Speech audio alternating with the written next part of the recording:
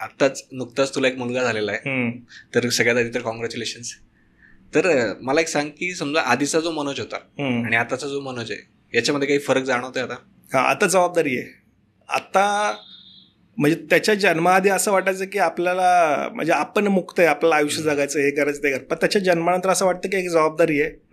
आता आपल्याला कुणासाठी तरी जगायचं आहे, म्हणजे स्वतःला फिट ठेवण्यासाठी एक कारण आहे की आपण खरं ते लहान आहे अजून. बरोबर. सो तुम्ही जर स्ट्रॉंग असाल तरच त्याला तुम्ही जोपासणार, ते खूप स्वाभाविक आहे. त्यामुळे एक जबाबदारी वाटतंच कायम. आणि बदल हा आहे की पहिलं कसं दिवसभर घराबाहेर फिरणं, आलं हे आलं ते आलं, आता तसं नाही. आता प्रत्येक मोमेंट तुमच्या त्या लहान मुलासाठी असतो. बरोबर. मग तुम्ही आता लहान मुलांसाठी खेळणे सिलेक्ट करणं, त्याला काय करायचं, त्यासाठी काय लागणार, या सगळ्यावरती काम करता. सो येस, जबाबदारी आहेच. ओके. नाव वगैरे फायनल झालंय? नाव ठरवलंय, चाललंय आमचं, बघूयात आता काय ठरतंय. Okay okay. आणि आधी काय असा विचार केला होता का की मुलगाच पाहिजे किंवा मुलगीच पाहिजे? हा, विचार केला होता. आम्हाला मुलगीच पाहिजे होते. ओके. हा, पण आता मुलगा झालाय. कारण भावाला ऑलरेडी 2 मुलं आहेत, आम्ही पण 3 भाऊच आहे, त्यामुळे आम्हाला मुलीची अपेक्षा होती, पण आता मुलगा झालाय. बऱ्याच लोकांना मुलगा पाहिजे असतो, पण चांगलं उदाहरण आहे की मुलगी पाहिजे. आता आमचं एकत्र कुटुंब असल्यानं 2 मुलं असल्यानं अशी इच्छा होते की मुलगी पाहिजे. हा.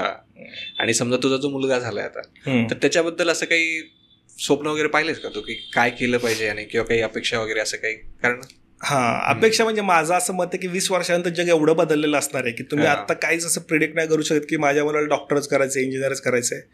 सो माझी इच्छा आहे की त्याने शेवटी अल्टिमेट धोरण प्रत्येक व्यवसायाचं किंवा बिझनेसचं पैसा कमवणे असतं. पैसा कमवण्यासाठी त्याच्या डोक्यात जे काय असेल त्याने ते केलं पाहिजे. जसं मला वाटतं मागच्या पण आपलं बोलणं झालं की त्याने 2 JCB घेतले तर मला काय हरकत नाही की हा ठीक आहे, तू तेच काम कर, तुला ते आवडतं तू ते कर. बरोबर.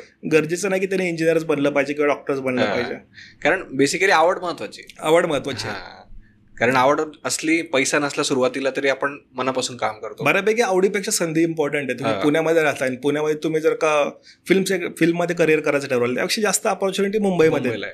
सो ते लोकेशन, तुमची आर्थिक परिस्थिती, तुमचा जो इंटरेस्ट आहे, या सगळ्यांचं गुणोत्तर जोडलं पाहिजे, मॅच झालं पाहिजे.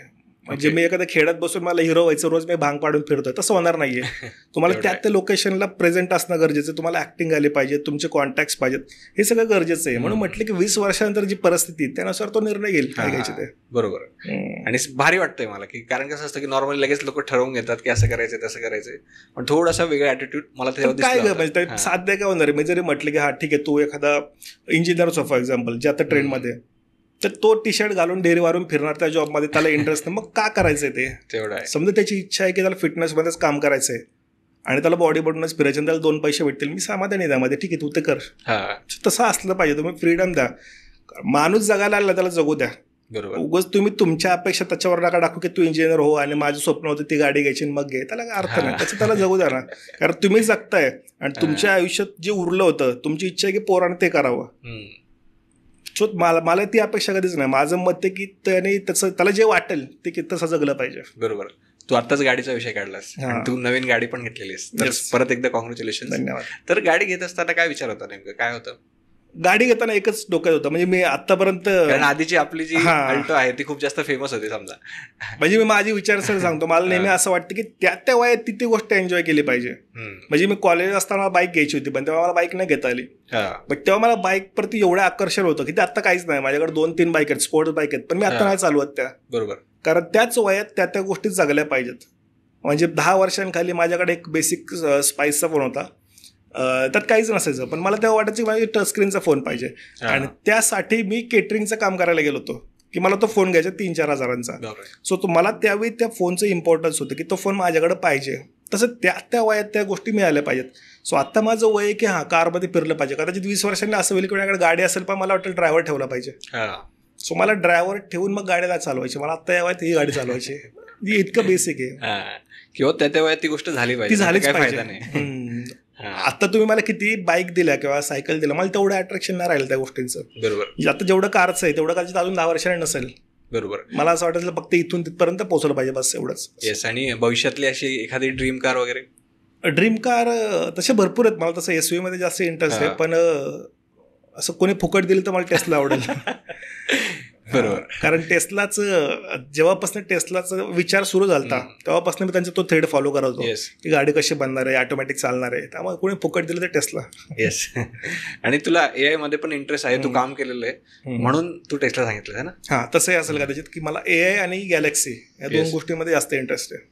आणि असं कुठलं रोल मॉडेल आहे का की तू त्याचा फॅन वगैरे आहेस, की तू त्याच्याकडून शिकलाय म्हणून बऱ्याच गोष्टी? अशा भरपूर गोष्टी आहेत. कदाचित मी त्या माणसांना भेटलेलो पण नाहीये. जसं चांगलं उदाहरण सांगायचं अजय अतुल, मी त्यांना कधी भेटलेलं नाहीये, पण त्यांच्याकडनं भरपूर गोष्टी शिकण्यासारख्या आहेत की सेम पॅटर्न कधी रिपीट होत नाही किंवा लोकांना समजून कंटेंट तयार झालं पाहिजे.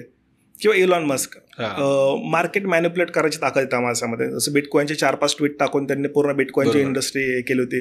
किंवा इलॉन मस्कच दुसरं उदाहरण आहे की ज्यावेळी लोक फक्त पेट्रोलवरती पूर्ण इकॉनॉमी चालायची जगाची, त्यावेळी पण शक्य होतं ईव्ही कार येणं. इलेक्ट्रिक काय आत्ताचा शोध नाही, 100 वर्षापूर्वी लाईटचा कदाचित शोध लागला असेल, जास्त वर्ष झाली.